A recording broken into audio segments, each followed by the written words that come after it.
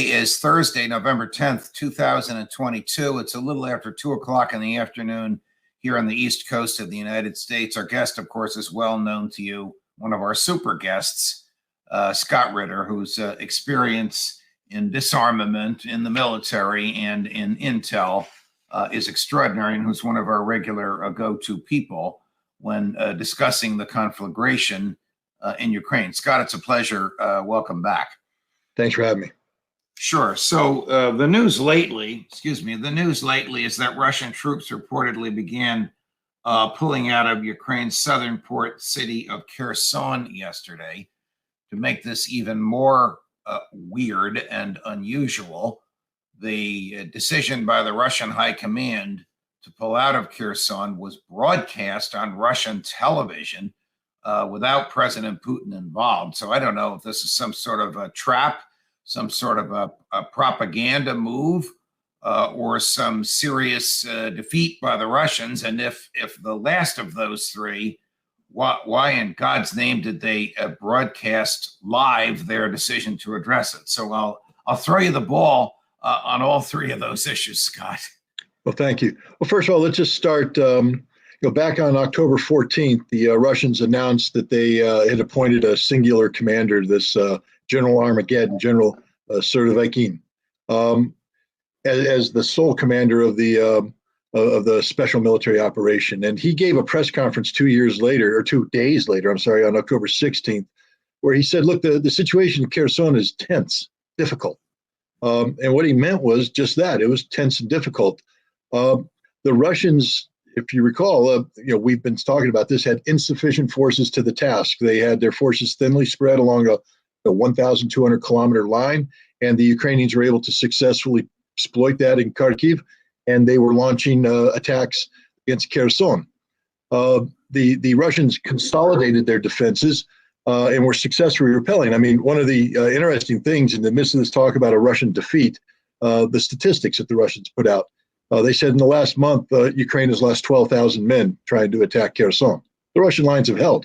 Russia has lost, by their own admission, 1,300 to 1,500 men.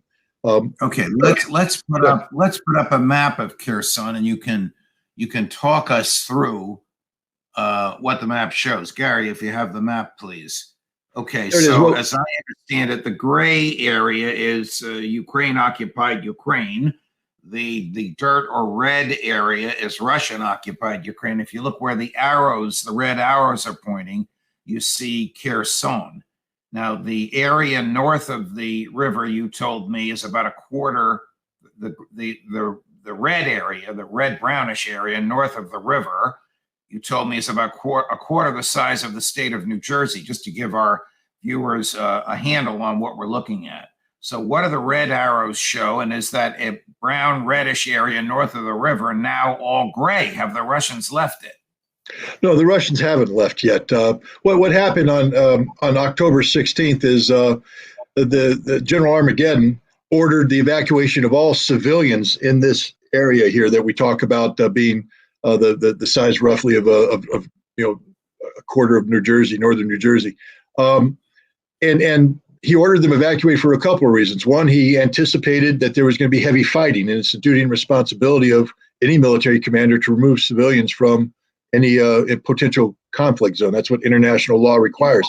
Two, upriver, there's a dam that if the Ukrainians blew up that dam, which they threatened to do, a 15-meter high wall of water would sweep down, flood that entire area, killing thousands, tens of thousands, and putting every Russian north of that river at risk. And would also kill tens of thousands of Ukrainians, wouldn't it? No. Right now, they kill Ukrainian civilians, but the Ukrainian government doesn't care.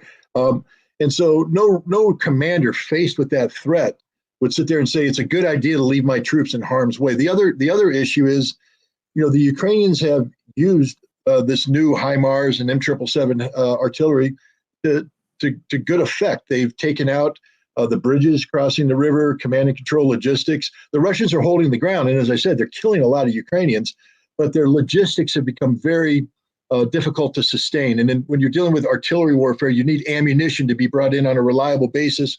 And the Russians just said, we're not able to do that. And therefore, if we can't do that, we put our troops further at risk. not of being defeated, but of dying in large numbers. Okay, let me stop you for a minute. Let me stop you for a minute. Gary, can you put the map up again? I want to make sure we understand this. So is the Russian intent, Scott, to evacuate that area, roughly a quarter the size of the state of New Jersey, north of the river, that is brownish red? Is that their intention, to evacuate that entire area? Yes, that's what they're doing right now. Okay, and is that a strategic move on their part, or is it a major setback, as the New York Times and the Wall Street Journal and the Washington Post and Fox News have claimed? No, I wouldn't call it strategic. Is the bigger picture, the economy, the economic war, and all that. This is an operational decision, a very sound operational decision. Let's make it clear: the New York Times, Washington Post, all these people, they don't have skin in the game. If they think that the Ukrainians are winning this battle, go count the dead bodies. Go count the destroyed tanks. They ain't winning. What the Russians are trying to do is mitigate the harm done to Russia, that there's no justification for losing 3,000 men to hold a piece of territory that doesn't need to be held. They're going to pull back, strengthen it. And let's also keep this in mind. Ukraine is burning through their reserves. 12,000 dead, and they're going to lose about 12,000 more in taking this territory. Russia's going to lose nothing. Meanwhile, Russia has 200,000 troops being trained who are going to come in the next 2 or 3 weeks. And at that point in time, I think the game changes dramatically. Is the evacuation that we're discussing now some sort of a trick or a trap, or is it obvious, as you seem to be saying, why almost any military commander would do it? It's both. I mean, it's not a trick, or it's a trap. It's not a trick because it's so obvious. You don't trick people. I tell them, this is what we're doing. We're withdrawing back here. When you look at the Dnieper River, the east bank is higher than the west bank. So if you're an artillery guy, you're going to have the advantage of height. And now as Ukrainians come in, they're going to be getting smashed to death by Russian artillery, blowing them up. It's just, the Ukrainians have lost this battle. They're winning territory, but they're going to lose it. It's a Pyrrhic victory. Go back to ancient Greek and Roman history. Right, they're winning the battle. They're losing the war. Losing the war. Okay. Now, we all know that for some reason, I want your opinion on this. Maybe this is more Phil Giraldi, maybe it's more intel, but you have great skills of observation. For some reason, the decisions to authorize this removal were made on Russian national television. It was either a charade or this was a genuine meeting of the Russian High Military Command, at the end of which they authorized the commander on the ground to evacuate his troops. The senior Russian people were there except for President Putin. Why would this have been done? Well, first and foremost, this is a very emotional issue for the Russian people. This isn't Ukrainian territory from their perspective. This is Russian territory. There was a referendum held. Kherson was adopted, became part of Mother Russia constitutionally, Article 64. It is part of Russia. So this is about giving up Russian territory, and this is a very emotional issue. If this had been done without some sort of explanation, it could be construed as a defeat, a Russian retreat. What the Russian leadership was doing is saying, we're in charge here. We're in control. There's no panic here. He gave the professional briefing what the situation is. He said, we're in a difficult situation in Kherson. I think we need to withdraw back here, consolidate our defenses, preserve life. And the General Shoigu, the Minister of Defense, went, yes, I order you to carry out that plan. All right, so no panic at all. As I understand you, in the big picture, this is a little blip, and it was done for strategic reasons. This is not the mammoth Ukrainian victory, Russian embarrassment that the mainstream media is making it out to be. Not at all. Not at all. Okay. Am I hearing you correctly? You are hearing me absolutely correctly. This is a sound operational decision by a Russian leadership confident in the course of the war. Okay. Do the Russians then normally announce these things, which to me seems a small strategic move? It's not like they're surrendering Crimea to Kyiv. This is a small strategic move. Do they normally announce these things on television? And if they do, why isn't the announcer in chief there? They don't normally do this. Let's just be frank about that. The Russians aren't very good at this information warfare thing. They have an official Ministry of Defense briefer who gets up and gives a very stoic, staid, boring briefing about what's going on in the special military operation. But the annexation of Kherson, Zaporizhia, and the Donbass region was an emotional moment for Russia. It was celebrated widely. And if this withdrawal was done without explanation, then this would cause, this cause a problem, political problem. So this was made to do this, but this is a military decision, not a political decision. And I think that's why the civilian leadership stayed out of it. This is purely a military decision being explained to the Russian people so that they understand the context of what's happening. Okay, when Kherson was next, this was the series of annexations that occurred, followed by a referendum which the West said was faked in the past 2 months. We're not talking about the annexations and the referenda a few years ago, or do I have this incorrect? No, we're talking about the referendum just took place. Okay. 2 days ago, Judging Freedom spoke with our friend and colleague, Colonel McGregor, Douglas McGregor, whom you know, whose sources told him that they had reason to believe, I'm switching gears a little bit, Scott, that when Jake Sullivan, President Biden's national security advisor, spoke with his opposite number in Moscow and with the defense minister in Moscow, he more or less threatened him by saying, let me remind you, we have 40,000 American troops in Poland, and the Poles have 50,000 troops there with us. We're giving you some bright lines. If you cross those lines, we will be there to meet you. Now, that's a fair summary of what Colonel McGregor's sources suspect Jake Sullivan said to the Russians and what Colonel McGregor told Judging Freedom. Do you know anything about this? Let me put it this way. I know enough about Jake Sullivan to know that he lacks the stature to stare Nikolai Patrushev in the face and make such a statement. Patrushev wouldn't put up with it. We're talking about a real man here, a man with substance. I'm not talking about Sullivan. I'm talking about the Russian. And that's just not how diplomacy works amongst superpowers. Anybody who believes this lives in a fantasy world. I hate to say it. Russia is in the process of organizing 10 to 15 divisions, 200,000 men. They'll be ready in 2 to 3 weeks. 200,000 men. And you're really going to tell me that Russia's going to blink because suddenly America went, we got 50,000 Poles and we got 40,000 Americans. The Russians going to say, and we don't care. You can't come into Ukraine. You simply can't come into Ukraine. That's the reality. Is it rational to expect that the 40,000 American troops, which to me is a lot, it's not like it's a few hundred out of uniform. These are 40,000 armed, trained, some of them 101st Airborne, that they're there for some military purpose. And the military purpose is not to train the Poles or train the Ukrainians, but they're training, I'll say the unthinkable, to invade. No, they're look, I could be wrong on this. I'm not in the Pentagon, so I'm not going to pretend I have inside information. What I do know is that Russia's put a red line down, and they're serious about this red line. And any NATO troops. What are 40,000 American troops doing in Poland? To keep the Polish from panicking. Because without American troops there, the Poles will be going, oh my God, we got the Russians at war in Ukraine and they're coming to our border. What do we do? What do we do? What do you do? NATO, help us. And this is the Americans holding their hands saying, everything's going to be okay. Yeah, well, the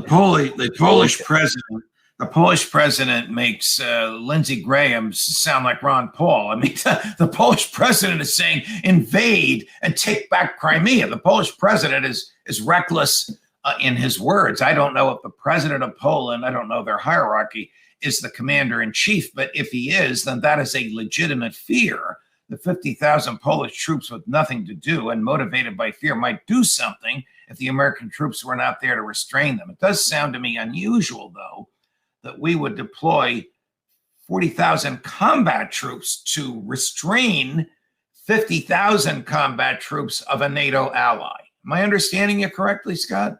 Well, I mean, combat troops are combat troops are combat troops. They're not all the same. 50,000 Poles ain't 40,000 Americans. The Poles aren't organized to carry out massive offensive operations. They don't have the sustainability factors. Their command and controls not capable of managing this kind of combat on that scale. They would be destroyed piecemeal by the Russians. The Americans, likewise, don't have the sustainability factor. Numbers are nice, but numbers without sustainability, without logistics, become prisoners of war or dead. The Americans know that they're not in a position right now to carry out sustained offensive combat in Ukraine, and that's not their job. Their job is simply to be a tripwire, to tell the Poles the Russians will not cross into Poland because we're here, and the Russians don't want to take us on and assume the possibility or probability of nuclear conflict. And just like Russia isn't going to invade Poland, I'm here to tell you right now, America ain't going to invade Ukraine. It just isn't going to happen. Knowing the Pentagon as you do, from your own experience and from your own sources, what do you think the Pentagon is planning? Let's say it's got A, B, C, and D. Is one of those, maybe C or D, American troops on the ground? No combat troops. There are American troops on the ground already. We've talked about this in the past, the logistics facilitators, now these on-site inspectors, but they're not going to put a combat unit on the ground in Ukraine. There's literally no set of circumstances that I can imagine that would make this a viable plan, because it always ends up with thermonuclear war. That's just the fact. There's no way you will spin that scenario in a way that doesn't end up with nuclear missiles flying. And so far, President Biden has shown himself to be rather reasonable in that regard, not wanting nuclear conflict. Right. Okay. Getting back to where we started, we focused on Kherson because that's the news this morning, and I'm grateful that you were able to come on with little notice in order to address what everybody's talking about. Are battles going on elsewhere, or is the only blood that's being shed occurring in this Kherson area? No, there's battles going on in the breath. The Ukrainians are trying to continue offensive operations in the north. They're being slaughtered as we speak. And the Russians are having very successful offensive operations in the vicinity of Donetsk. They've secured high ground to the east of the Donetsk airport that the Ukrainians have held for 8 years. The Russians have secured that. And with that high ground under control, they're going to roll up the Ukrainian defenses there. Bakhmut is in the final stages of being secured by Russian forces. And once they do that, they'll be able to unravel Ukrainian defenses. And remember, this is all being done with the bulk of Russian troops still being trained and organized. When they come rolling into the theater sometime at the end of December, the Ukrainians will have nothing to match them with. The Russians are going to have 200,000 troops. It's like playing, I don't know, Risk and suddenly getting all those armies and putting them on and start moving, and there ain't nothing to stop you. That's what's going on. That brings back memories, playing Risk and trying to take over the world. And everybody wanted Alaska because that was the back door into Russia. Into Russia, yeah. I remember that. I won't tell you how long ago that was, but you know my age, and I think I played it in my very early teenage years. What's happening in Kyiv? Are they still without power and without water? There's rolling blackouts. I believe there's some power in the city, but not a lot. There are 4.5 million people, I believe, yesterday were without power, and there's huge queues for water. If the Russians let up, then the Ukrainians will be able to reconstitute at least some of this power. If the Russians decide to double down, then it's lights out for everybody. Russia's in control right now. The Ukrainians have brought in a lot of air defense, and so we're going to see an interesting next phase of this conflict, which is watching Russia unravel this new high-tech air defense that Ukraine has brought in from the West, the NASAMS, the IRIS, things of that nature. I think Russia's got their number, and it's going to be a long winter for the Ukrainian people. And I'll take the smile off my face here because now it becomes tragic. These are civilians who are paying the price for the mistakes made by their government. Well, the only reason you're smiling, if I can say it to the audience, is because so many of your predictions have come true. You're not smiling because people are suffering. No, I would never smile because people are suffering. Right. Let's get back to Jake Sullivan. Is it possible he's dumb like a fox? Is it possible he is attempting to put pressure on President Zelensky to go to a negotiating table, not literally sitting down with Putin? I doubt that they would meet in the same room, but but through a series of intermediaries? And do you know if there are any back channels open that are intended to produce that result? Well, first of all, I'm not going to disrespect Jake Sullivan. He wouldn't be at the position he is today if he weren't smart. I assure you, he's a very smart man, and he has a good track record of doing some complicated negotiations. He was one of the initial leads in negotiating with Iran about the Iran nuclear deal. Back when Hillary Clinton was still Secretary of State. So he's a smart man. He has connections. Obviously, he has a lot of influence. Here's the one thing I'll say is that it's not wise to negotiate against yourself. And what I mean by that is if Jake Sullivan is doing the back channel, trying to get the Russians to buy into some sort of peace agreement, it wouldn't be wise for him to turn around and then go to Zelensky and promise Zelensky the moon. So I think that Jake Sullivan, because he has that face-to-face connectivity with Zelensky, is leaving the Russian angle to someone else. I personally believe it's William Burns, the CIA director, the man who wrote a book called A Back Channel, who was brought in by Biden because he's a specialist in the back channel. So I think he might be the guy that's doing the back channel with Russia, former U.S. ambassador to Russia, knows the language, knows the people, knows the players. Look, there's no doubt that first of all, Russia has been saying all along that they haven't never closed the door on a diplomatic solution. They have never closed the door. They're not going to buy into the one that Zelensky's trying to sell: total surrender, reparations, et cetera. But I do believe that there's a formula out there that Russia could accept to bring an end to this conflict. And the United States is desperately trying to find a way to get to that formula. I think they're trying in vain to get the Russians to back down. As I said, Russia's not in a position of weakness here. In a month, they got 200,000 troops organized as motorized rifle divisions, probably 10 to 15 divisions that are going to be arriving on scene. And the Ukrainians got nothing. And NATO knows this, Europe knows this, America knows this. So they're desperate now to take advantage of this perceived defeat in Kherson to lure the Russians to a negotiation. Scott, you are very popular with the Judging Freedom audience. Now I'm talking to the audience. Those of you who can't get enough of Scott can take Scott into your house with you if you want. Here's how. His new book, which I have read, Disarmament in the Time of Perestroika, Arms Control and the End of the Soviet Union. You can't put it down.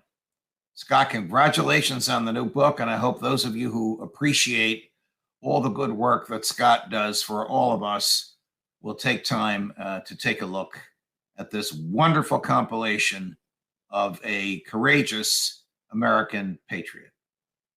Thank you very much. Disarmament in the Time of Perestroika. Scott, always a pleasure. I'm saluting you, Major. Thank you. Thank you, Judge. Thank you. Thank you for joining us. We'll probably have you on soon. Who knows when another crisis is going to pop up on the front page of the New York Times or on social media. But we appreciate you coming on short notice, and we appreciate the thoroughness, as always, of your explanations. All the best. Thank you very much. Judge Napolitano for Judging Freedom.